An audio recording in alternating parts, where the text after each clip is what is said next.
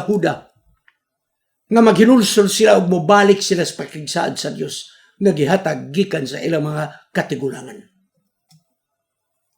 Sa Jeremiah 22:1-5, lain na usab ang hari nga yung gibadlong. Gibadlong usab niya si Jehoiakim. Ang lain nga hari nga may puli mga kaigsunan. Gibadlong na usab niya si Sidikaya. Dini mong makita nga ang usa nga katungdanan sa propeta mao ang pagbadlong sa mga leaders sa mga ginharian. Political leaders, to be exact, mga kaigsunan. Arata na Amos or Amos. In town sa Amos or Amos, magbalantag karnero, mag-uuma. Pagbadlo rin niya sa hari, sa Huda, mga kaigsunan ug sa Israel. Gayng na mag-isari, uli dito, arig lahat tong imong uma. Ayaw pamatakat-takad, istorya diri. Kita mo na igsoon. Gibadlong ni Amos or Amos tungod kay sada nga nagmadagayaon na ang kinabuhi sa Juda o sa Kingdom of Israel, nangayabag ang mga political leaders. Nagsimbag Diyos, nagminyo sa dili mga matinuhon. Bus sa mga kaigsunan sa Amos or Amos, iyang gikondenar ang unsa, social injustices, religious hypocrisy, o ruling class, mga kaigsunan.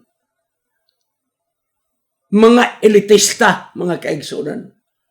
Kay mo ni ang nagdaog-daog sa mga kabus ng mga tao, kinigisapian ng mga tao. Mao nga naging sa Amos 5:12, for I know your transgressions are many, your sins are numerous. Nasayod ako nga inyong paglapas daghan kayo. O ang inyong pagpakasala, dili mayhap.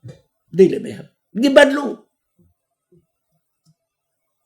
Busa kitson kinimisay nga atong gitunan ng trabaho sa mga manalagna aron ma-restore ang hustisya sa nasod. Aron nga magbadagayaon ang nasod. Ugon niya sa diang mong madagaya ang mga ginharian. Di man nila makita nga kini pabor nga gihatag sa Dios ngadto kanila.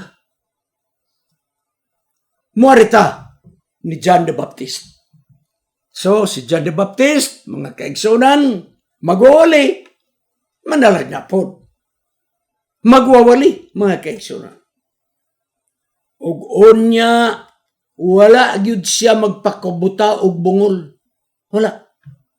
Giatubang niya ang gamhanan nga tao sa nasod sa Israel nga ang naghari ni adtong panahuna manggahom sa Roma, mga kaigsunan. Iyang giatubang ang gamhanan nga tao nga si Herod Antipas. Tungod kay si Herod Antipas, iyang gi-embargo ang asawa sa iyang igsuon. Tanawa ra. Iyang gikuha ang asawa sa iyang igsuon. Sa ato pa sister-in-law, iyang gikuha. O gihimo niyang asawa, mga kaigsunan. Nagpakahilom ba kining magwawali? Wala.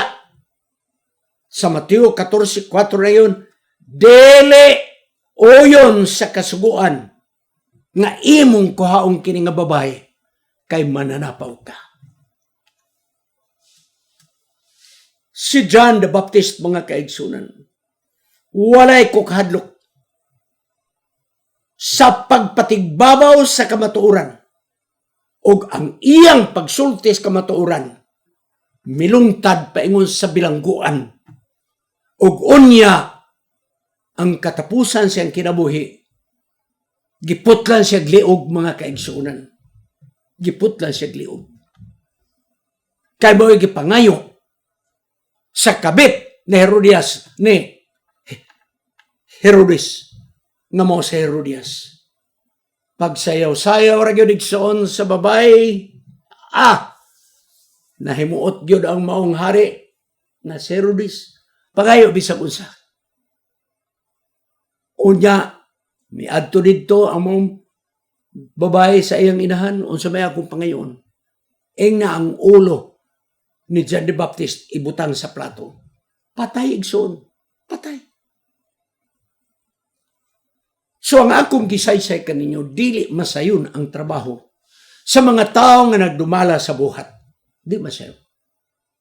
Ipabadlong ang mga leaders sa ilang nasod. Sangkos kamatayon. Sangkos bilangguan mga kaigsunan. Dili nagpakita ang mga kaigsunan na si John the Baptist iyang gihimo ang very critical nga buluhaton. Siya mo ay nag-alagad o nagtuman sa tingog sa Diyos sa paghagit, pagkoreher sa moral o spiritual na pagpakasala sa mga political leaders sama sa mga hari, mga kaigsunan. Ang ilang kaisog o pagkamatinudanon nakapadasig sa mga tumutuo. Nga gunitan nila ang kamatuuran. Gunitan nila ang pagkamatarong sa tanang bahin sa ilang kinabuhi. Karon mobalik ta sa pangutana ni atong miaging episode. Magpakahilumbalan ta? Takuman ba nato ang atong baba? Kung ang atong mga kadagkuan sa atong nasod nangayabag na? Magtakom ba lang ta, mga kaigsunan? Wa ba kita buhato ni ini? Na may nagpadala na ako igsunog message. Pastor, ay nalang paghilabot anang maong kalihukan diha sa atong nasod. Pagwalin na lang mo sa mayong balita sa stilan igsoon. Ayaw mong kalimot. Ang iglesia na to as a whole, maoy apolitical. Walay pakiglabot sa politika. Apan, ang mga tagsa-tagsa ka mga membro, may kagawasan sa pagpadayag sa ilang gibati.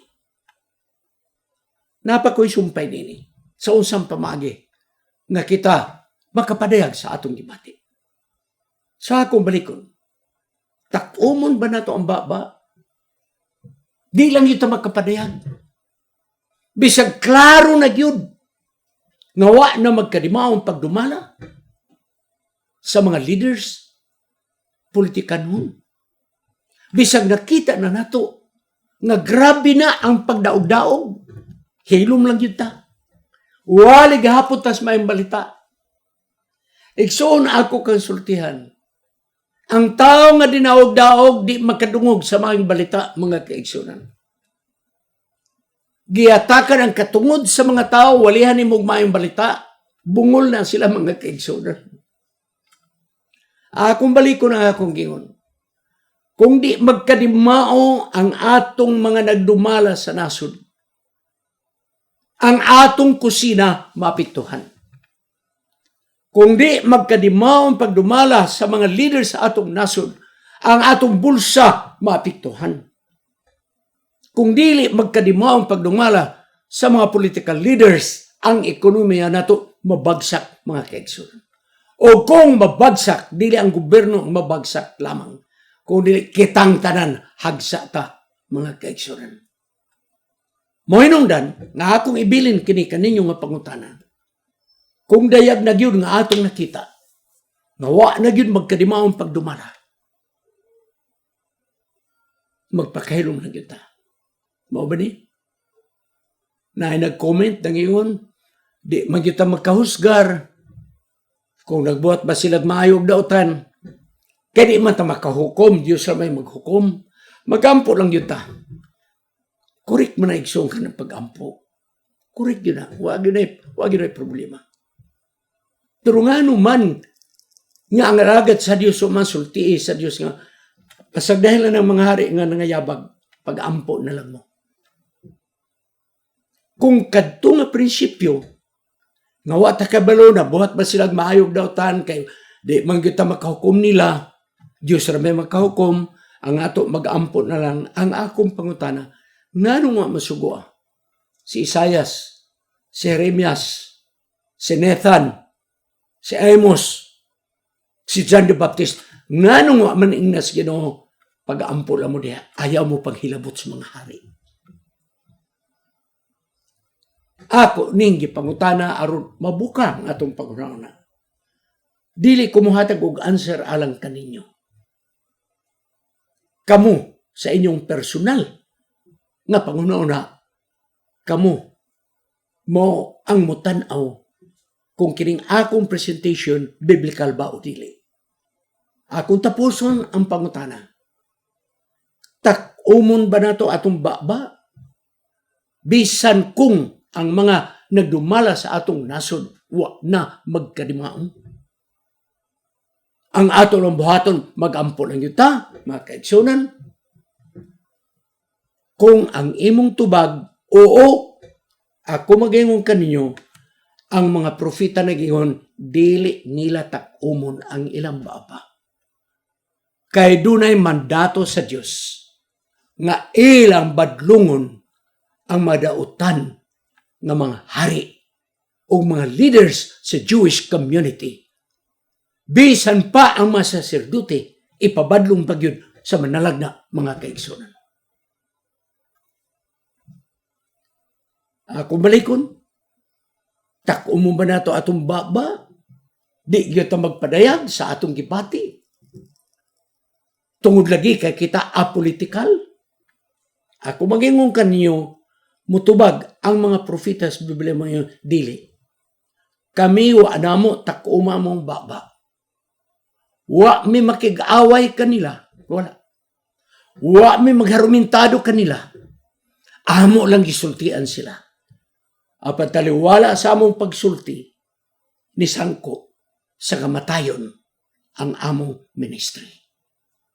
Mga kaigsunan, takos kita magtulutimbang-timbang sa ato mga pugnauna. Pinasikad sa prinsipyo sa balaang kasulatan. Magaputas pagtapos. Ginoo, salamat kay imong gidugangan kami sa pagpasabot. Nga ang mga manalagna dili lamang mo hatag og mensahe sa mga tagna. Apan imong gisugo sila nga mobadlong sa mga dautan ng mga pangulo sa ilang ginharian. Ginoo, nasayod man kami nga ang kalibutan nagakadautan o nagakadautan adlaw-adlaw. Apan mintras tanto, aduna pa'y kagawasan sa pagsulti sa among hunahuna.